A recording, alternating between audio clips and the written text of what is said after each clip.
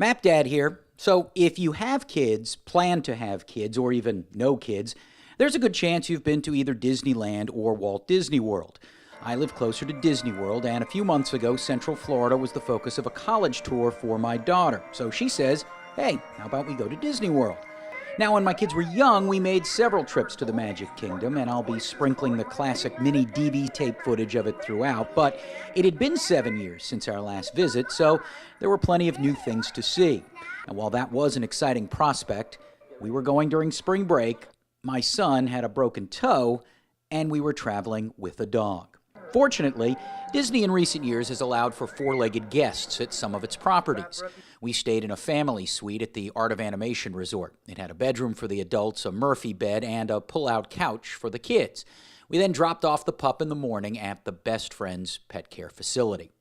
We hit all four parks in 3 days. Now, if you're planning a trip to a place as vast as Disney, the key is to plan ahead.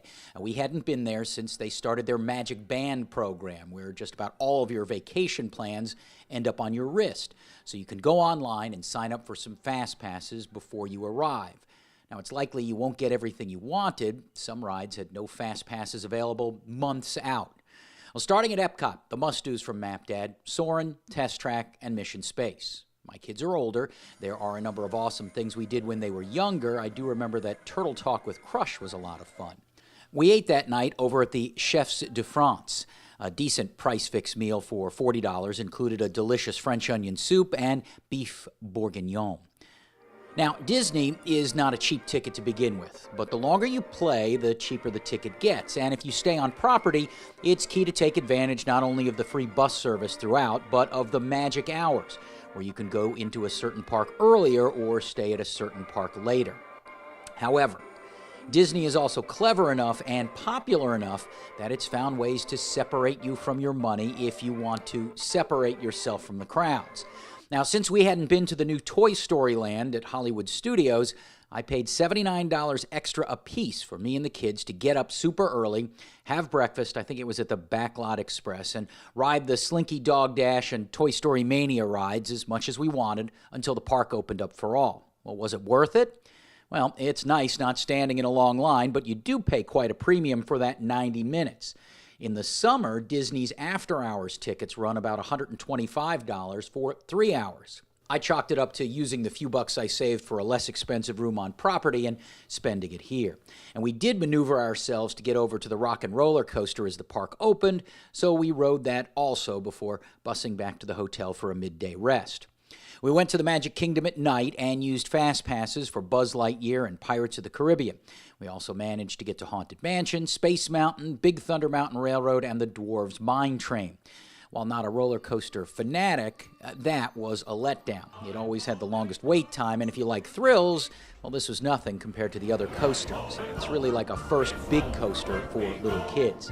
A dinner that night was a plus. We couldn't get reservations at Be Our Guest in Fantasyland, so we ate at the Jungle Navigation Company Ltd. Skipper Canteen over in Adventureland.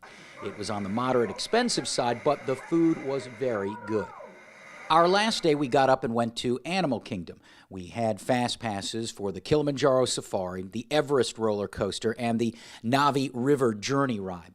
We couldn't get fast passes ahead of time for the Avatar Flight of Passage ride, which is what everyone says is a must-do. And we didn't get to the park right when it opened.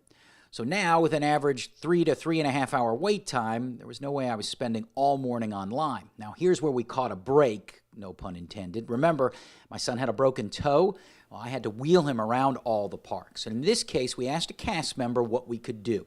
They gave us a return time to go in the Fast Pass line. So was it a free Fast Pass? Well, not really, since the return time was 3 hours after we asked. But it felt like one to not have to stand in line, and that was a huge plus. If you have someone with a physical limitation, make sure you check in at a guest relations booth before you activate your passes or your wristbands and go into your first park. So to kill time, we ate at the Satuli Canteen, which was very good. The kids went out to go get autographs from characters, and then a few hours later, we got on the ride. The ride itself, yeah, it's probably the coolest thing in all of Walt Disney World right now. Obviously, new parks like the Star Wars area are opening soon. But as I've gotten older, these 3D attractions, they kind of throw me off. A bit intense for me, but everyone else loved it. I'm better on the traditional roller coasters. Now, one more note before you go, the Disney World app is a huge plus since it has all the updated wait times and you load in all of your fast passes and dinner information ahead of time. And it also allows you to make reservations while you're in the park. There was a table available at Tiffin's, the newest fine dining at Animal Kingdom. And while some entrees were on the very expensive side, my family let me splurge since they all just had appetizers. And I had never had Kobe steak before, and my wife and I felt it was the best steak we'd ever tasted in our lives. So that's our spring 2019 trip to Walt Disney World. It's wonderful, but man, after you've been, it's one of those places you almost feel like you need a vacation from your vacation.